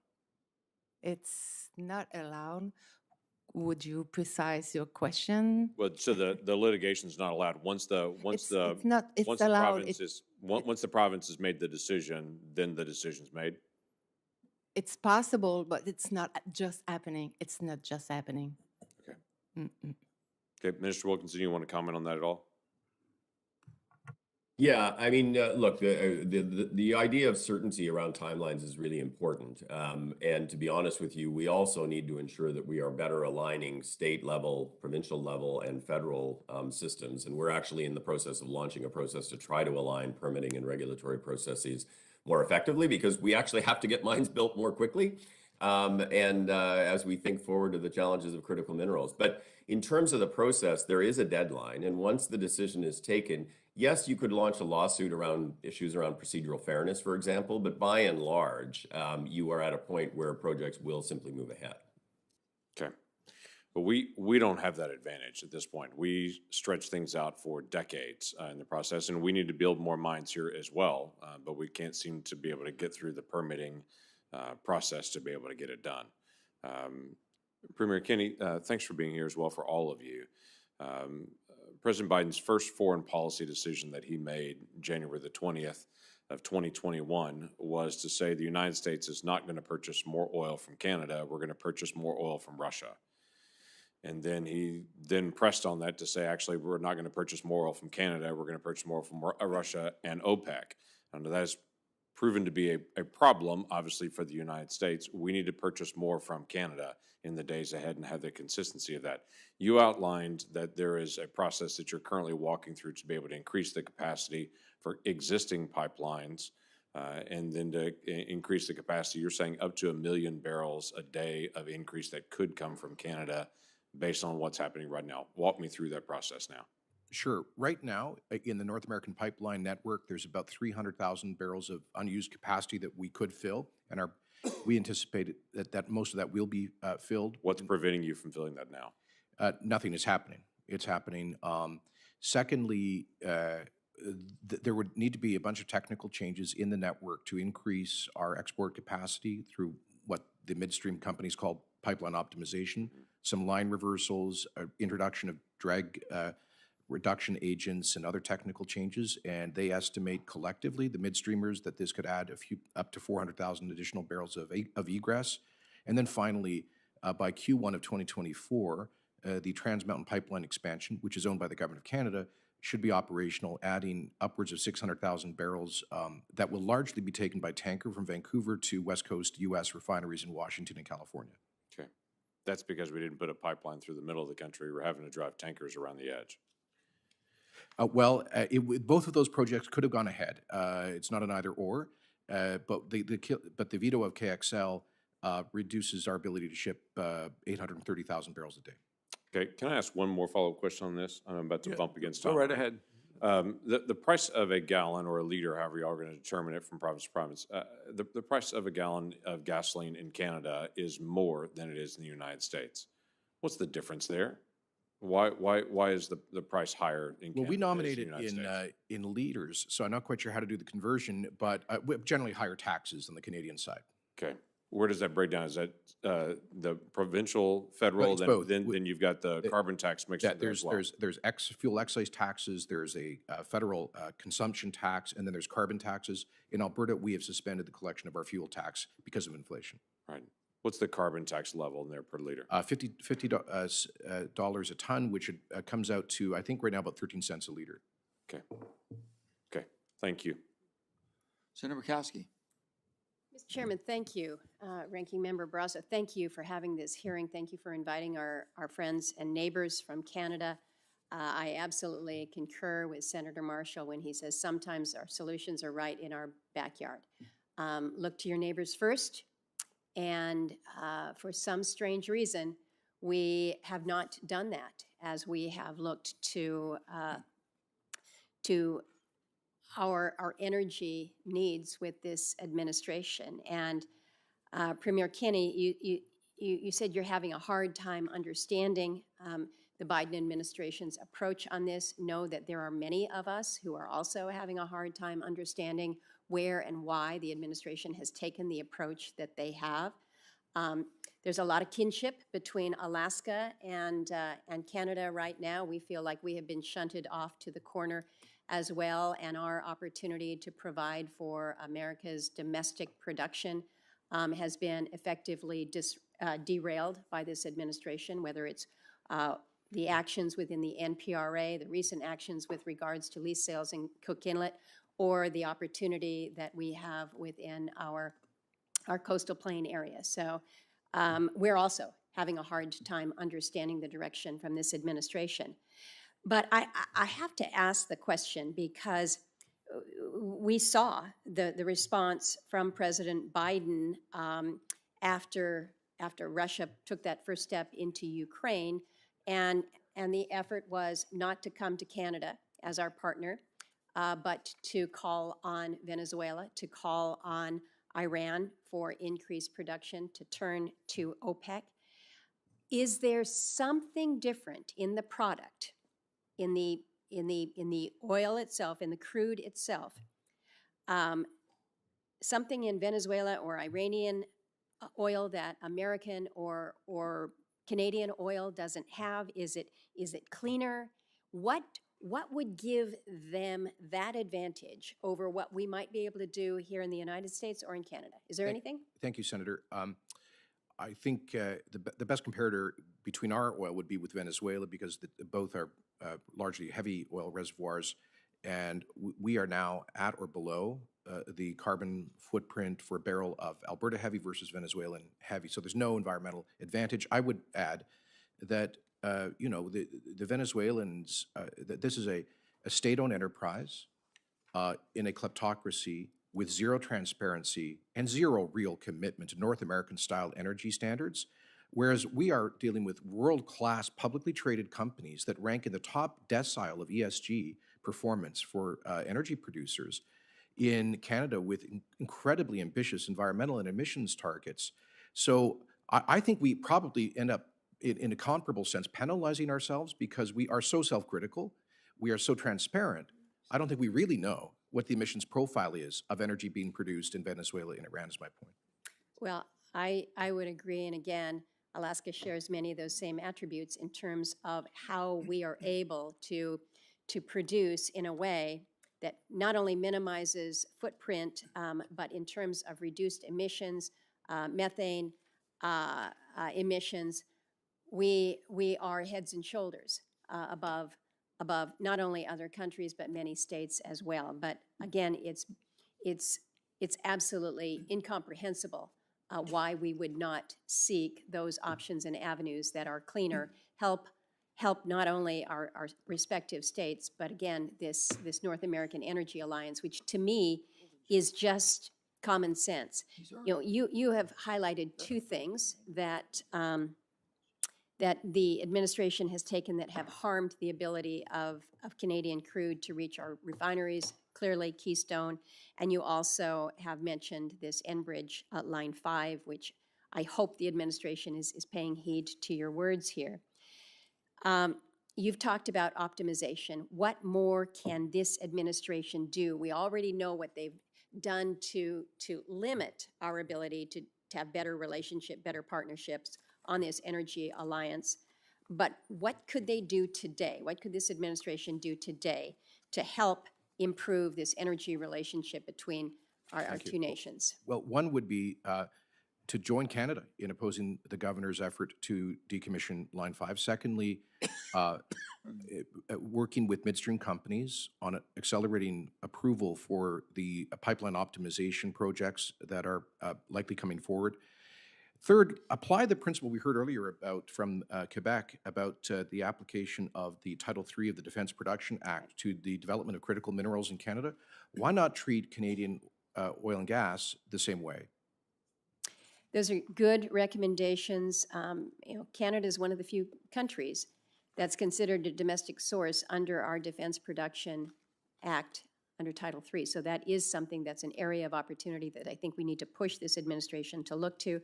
Mr. Bradley, nobody has really asked you many questions this morning, but as I was listening to your testimony about this great opportunity for electricity and sharing, I was reminded of the discussion that we had many years ago about this green pipeline that would run from Alaska islanded communities with our hydropower connecting with BC's wind and moving it down to California.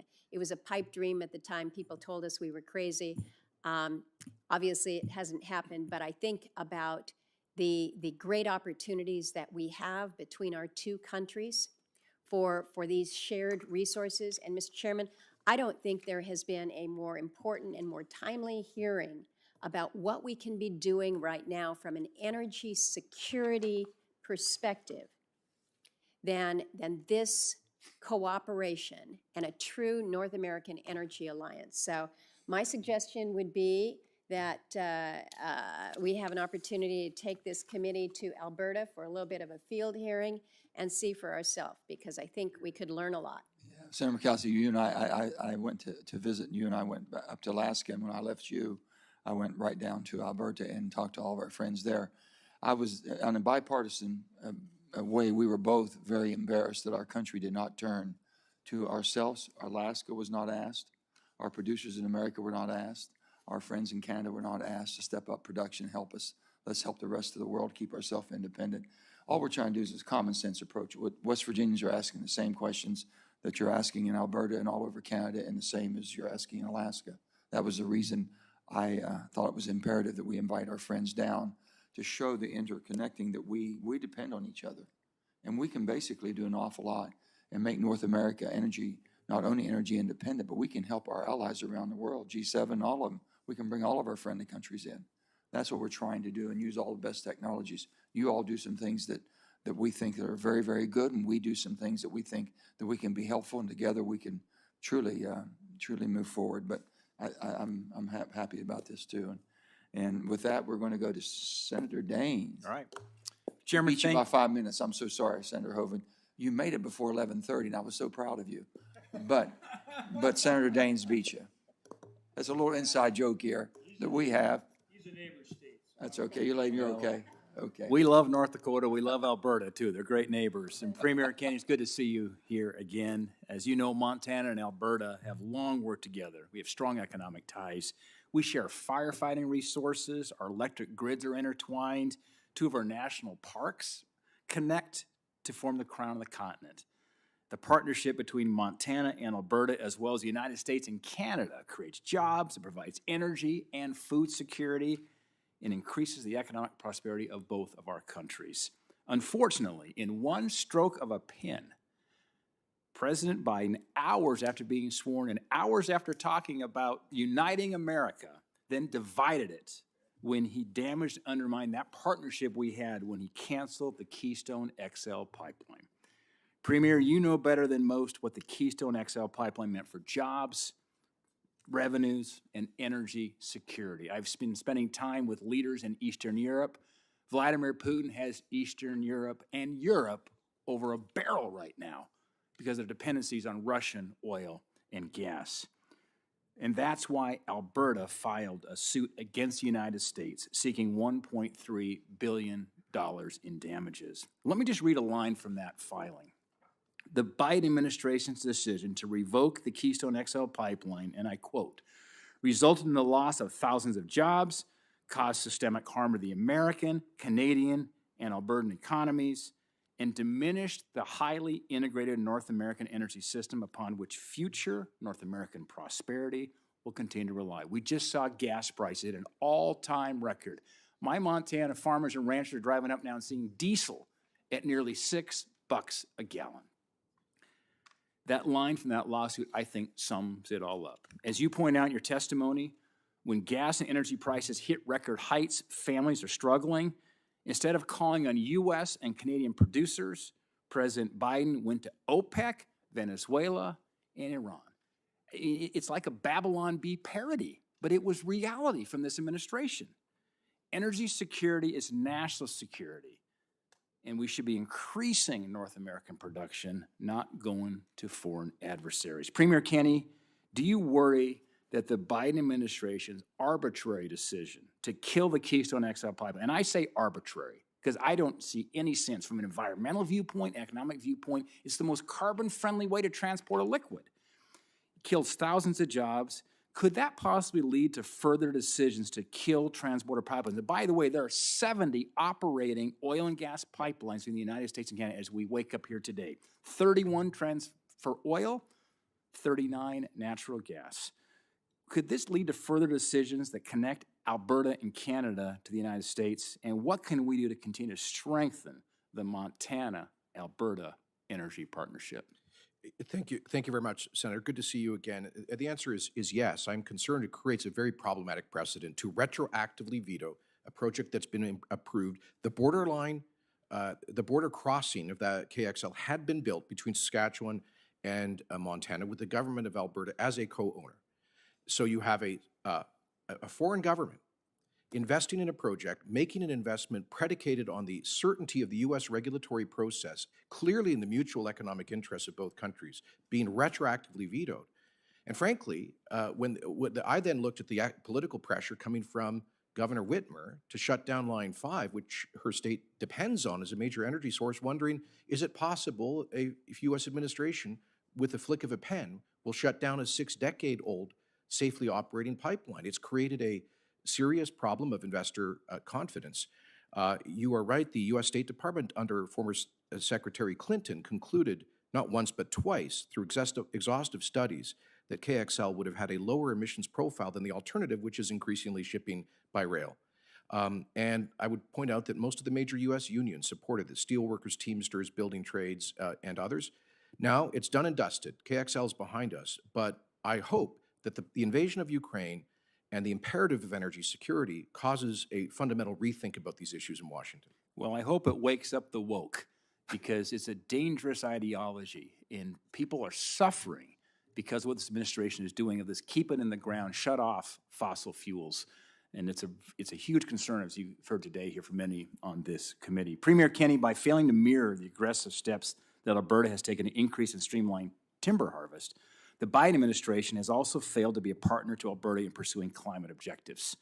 Over the past 2 decades, forests in Montana have actually become a carbon source instead of a carbon sink. A healthy forest absorbs carbon, a burning forest emits carbon. For years, lack of management has had negative impacts on wildlife habitat, ecosystems, watersheds, rural economies, and public safety. But now we're seeing even broader impacts on the housing market with the price of lumber.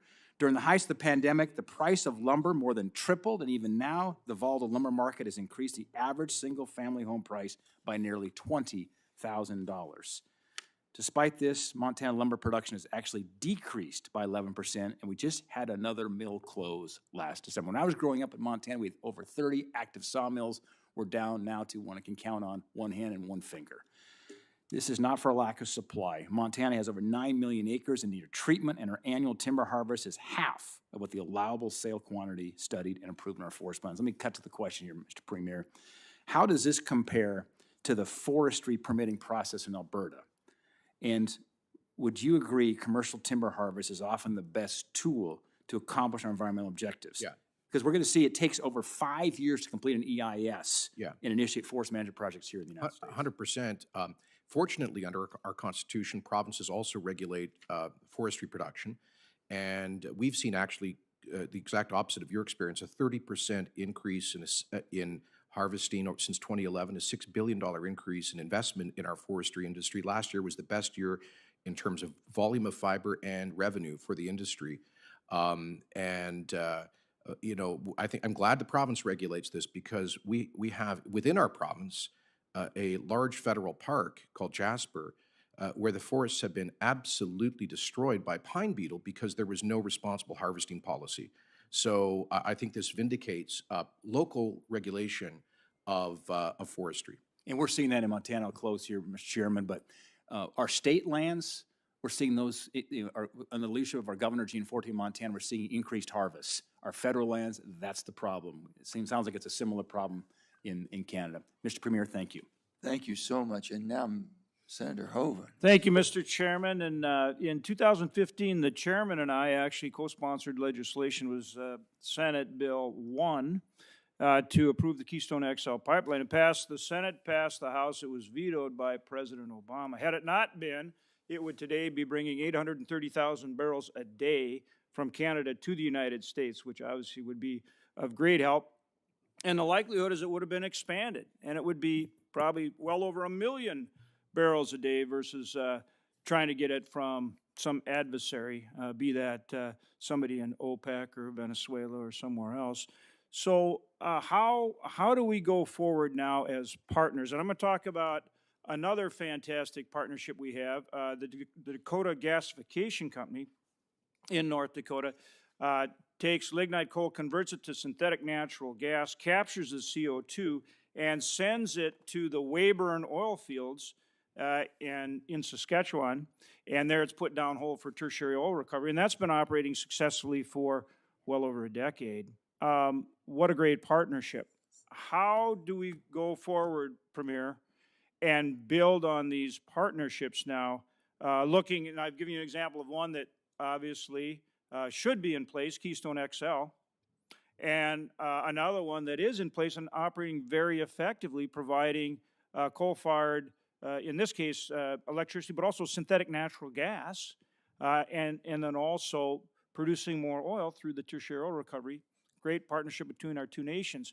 Together, we have incredible resources. How do we cut through some of these regulatory decisions that have impeded our ability to produce more energy with the greatest technology and the best environmental stewardship? How do we cut through and get that message to people in both countries so we can get more of these things done?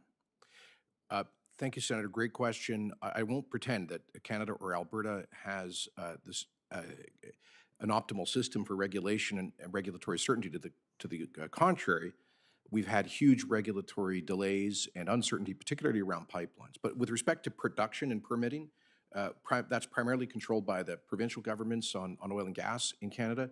And we have reduced by 20% the regulatory burden for permitting, and we've accelerated by about 60% the speed of permitting for a conventional oil and gas project. So I would just add, in Canada, one aspect of regulatory delays is often associated with the need of the government, the Crown, to consult adequately with Indigenous people, with what we call our First Nations. And a key part of that is involving them in a beneficial way in the industry, in resource development. I think we're developing a very good model in Alberta of Indigenous participation, including equity co-ownership of major resource projects, so that they feel fully like they're participants in resource development. So what do you see in Canada today in terms of your resource development and working with the United States? Are you still committed to producing energy not only for your own country, but bringing it to the United States so that together, as North America, we are truly energy sufficient? Or are you dissuaded from doing that? What kind of things should we in Congress do to try to build that relationship and promote more partnering in energy development for the good of both nations? Thank you, Senator. I think the predicate of your question is this concept of a North American Energy Alliance. And I think it's manifestly in the interests of both the American and the Canadian people to develop that policy framework. As I mentioned earlier, the administration regards the production of Canadian critical minerals as, for all intents and purposes, American critical minerals under the Title III of the Defense Production Act. I think a similar policy approach should be taken to Canadian oil and gas and other energy resources. For starters, stop efforts to shut down current infrastructure for like Line 5 going through Michigan. Secondly, accelerate regulatory approval of pipeline optimization projects so that we can ship you more. Thirdly, let's work together to see, can we bring back something like another major pipeline between Alberta and the United States? It may require governments participating in de-risking that, because capital markets have been, the private sector has been spooked by that veto. And I don't think you're going to have a pipeline company coming to market with a $10 billion plus project with so much political and regulatory uncertainty. I think we as governments need to be more forward-leaning to de-risk projects like that.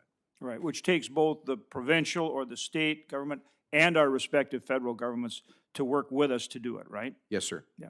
Thanks to all of you. Appreciate it very much. Mr. Chairman, thanks for holding. Thank you, Senator. And we're going to do a real quick second round real quick. And I know I'm going to go right to Minister Wilkinson, if I may. Sir, I understand what a little bit what's going on, and I want all of you to understand. I want my administration, I want my government to understand how important it is for this relationship and how much more we can both do. We all have a responsibility to the climate. We have a responsibility to the energy that we need, and understanding what the world appetite is so that we can do it better, cleaner than any place in the world. Hydrogen, I know, Minister Wilkinson, you come from a hydrogen background and you understand it. I also think I'm very, very much interested in hydrogen, how we promote more of it in America. We've been promoting EVs, and I think at the detriment of basically making ourselves totally reliant and being held hostage by foreign supply chains. That's why I think our relationship in energy and critical minerals is so important.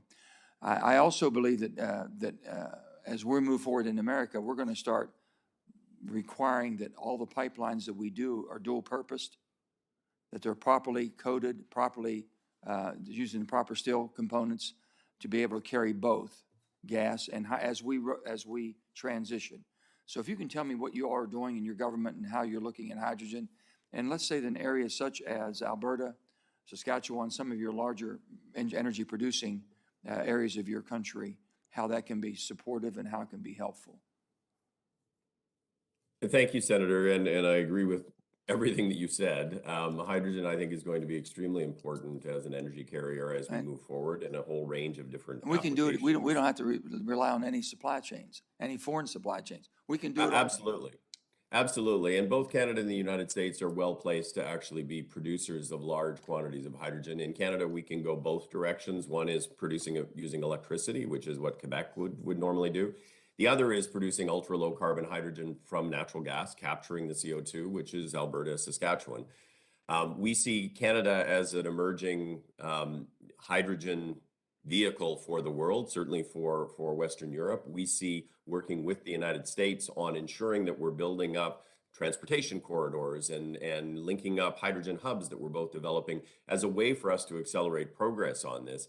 And I totally agree with you that any infrastructure that we are thinking about putting into place going forward needs to be hydrogen capable. We are looking right now at trying to enable liquid natural gas exports from Eastern Canada to Europe, but it will need to be in the context of it being hydrogen capable so that we can actually ensure that we're moving through this transition and we're not ending up with stranded assets. So absolutely agree with you. This is an enormous opportunity for North America, and it is something that we need to work on together. And if I may ask Premier Kenney and all three of you, what's the thing that we need to do most with the cooperation of our two countries and the impediments that you're running into? We understand that your permitting process is about 2 years. Ours could go as long as 10, 12 because of our court actions. We're trying to get that down and making sure that we can compete and do it on a timely fashion. But if you can give the greatest obstacle, all four of you that might see that we could work on, the critical factor that you want us in the United States to give attention to that would be helpful for this relationship to continue to flourish, because we need each other very badly. Senator, don't have enough familiarity with the U.S. permitting process to offer useful advice. I'll just say that in our own backyard in Alberta, as I mentioned, we've cut red tape by 20% on permitting for. Well, the greatest obstacle you have, Premier, as far as working with the United States government or coming into our markets or us going into your markets or the transfer, is there any impediment there that you think in the trade that we have? Well, I mean, look, I hate to come back to it yet again, but the veto of KXL sent a message that the government of the United States does not want substantially more Canadian energy. So this has, I think, impeded investor confidence. As I just said, you're not going to get a midstream company coming to market to risk that again, that kind of capital again. So I think we needed a message from the administration about regulatory certainty. Sure. Yes. Thank you, Chairman. I would add to that for the mining sector, we are already having discussions with people from the administration, from the United States. A month ago, I was in Washington with with colleagues in Quebec, and we had meetings with the DOE, DOD, the Department of Interior, and as well as the Department of Commerce. And we're looking at different ways of having greater collaboration. And it could be co-investing, it could be offtake agreements, but we need to have a transparent dialogue with all the stakeholders. Thank you, Senator. I'm going to go a bit of a different direction with this. From an electricity perspective, I think the greatest challenge that we face both in Canada and the United States is our government and your administration have both committed to a net zero electricity grid by 2035. To be able to achieve that is going to take a significant effort, certainly in Canada. We are now getting a better sense of what the government's vision is for the pathway to 2035, but it needs to be done in a manner that is coordinated between Canada and the United States. The largest world polluters are looking at 2050. They've moved it out 15 years, or 2050 is what they thought. And even then, they don't think they can make it at 2050. Yeah. You're accelerating to 2035 because you think that's achievable, or it's a lofty goal for us to shoot for? Well, we are committed to a net zero economy by 2050. Gotcha. A net zero electricity grid is a commitment that both President Biden and our Prime Minister has made for 2035. So from an electricity sector perspective, our focus very much is on the immediacy of 2035 first. And we want to assure that that's done in a coordinated fashion, given the interconnected nature of our electricity systems. And then looking out at 2050, the 2050 target is one that's going to require, at least in Canada, 2 to 3 times more non-emitting electricity that we produce today. And so that is a very significant lift, and it will only be achieved if we do it in a coordinated and a collaborative fashion between Canada and the U.S.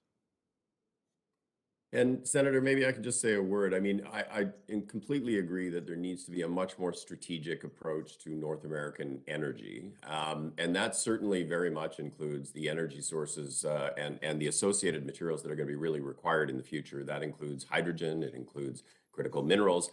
It certainly includes technologies around carbon capture and nuclear technologies, including small modular reactors. I think one of the things that we have to do, and I think there's complete alignment between the Biden administration and what we are aiming to do in that regard. But I think one of the things that we have to collectively do is ensure that we don't allow irritants to get in the way of the kind of cooperation that we need to be having. So the ZEV tax credit, for example, which would have, had huge implications for the Canadian auto manufacturing industry because of the way it was structured. Line 5, which, there's no point in going backwards here in terms of energy security. That would be a step backwards.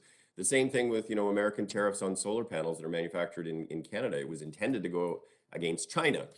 It ended up boomeranging on Canada. So we need to actually be strategic and thoughtful about how we partner in a way that's going to be good for both countries and allow us to advance to address climate change and energy security concurrently. Thank you. John? Well, thanks, Mr. Chairman. I wanted to follow up Premier Kenney on something that Mr. Bradley just talked about. He talked about this commitment by President Biden and Prime Minister Trudeau with their, what I view as extremely aggressive goals for electric grids in North America, because by the year 2035, and now we're in 2022, you're talking 13 years from now, the two leaders want to eliminate all natural gas and all coal as sources of electricity. In the United States, 61% of our electricity comes from natural gas and coal.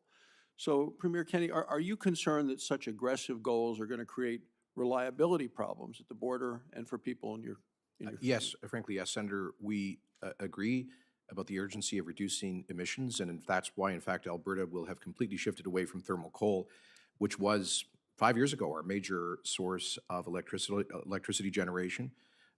So there are huge investments in coal to gas conversions, but we don't have hydro in Alberta. We don't have nuclear, and obviously it takes a long time horizon to develop nuclear.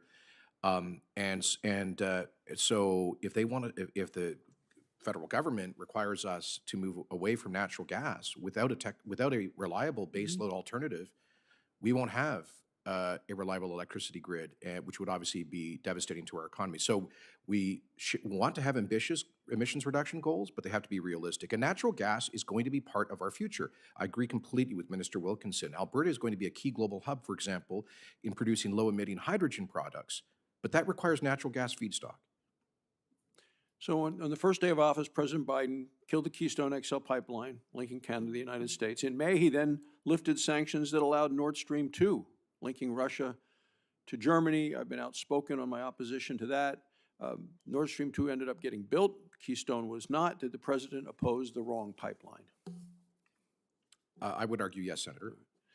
And then we talked about a little earlier, this joint partnership between President Biden and Prime Minister Trudeau when they came out with their roadmap last year. And together they stated, "It is a shared interest of the United States and Canada to revitalize and expand our historic alliance and steadfast friendship." They also pledged to recognize the important economic and energy security benefits of the bilateral energy relationship and its highly integrated infrastructure. I believe that since President Biden took office, he has not been a good energy partner or a good partner to Canada. What's your assessment of that, and how can we improve this partnership? Well, I've mentioned some ideas. For starters, first, do no harm.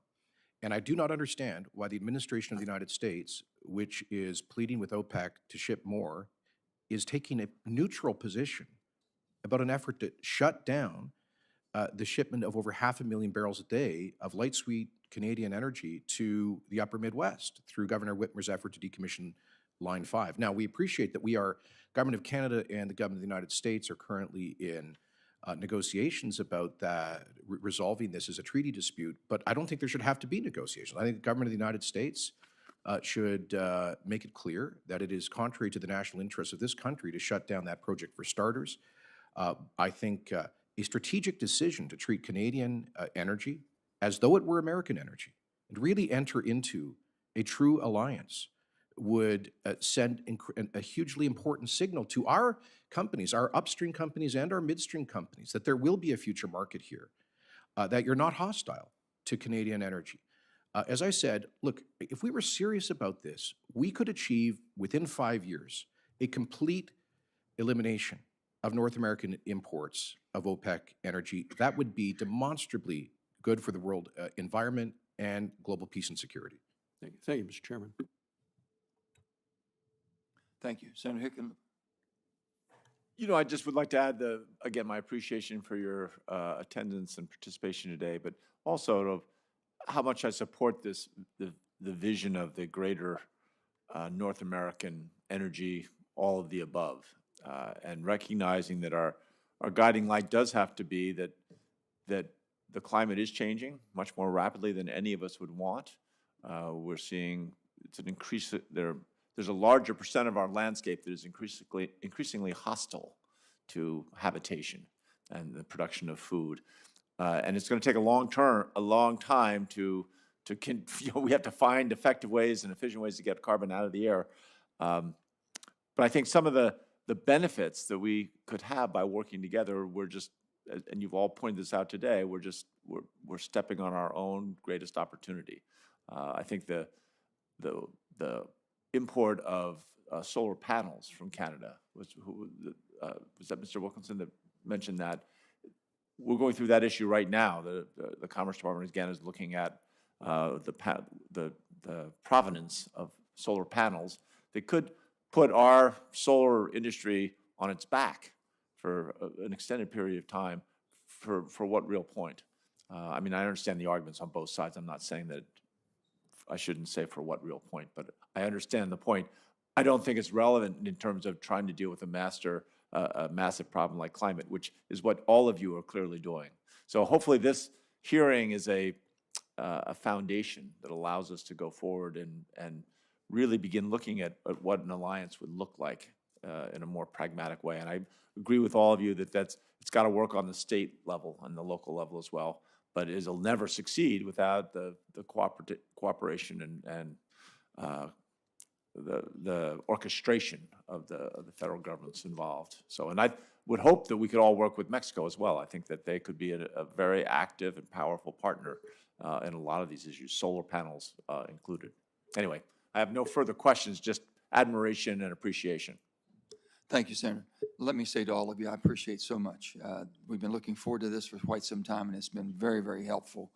What I will say is that I think the world's looking to North America right now, and that includes all of us working together.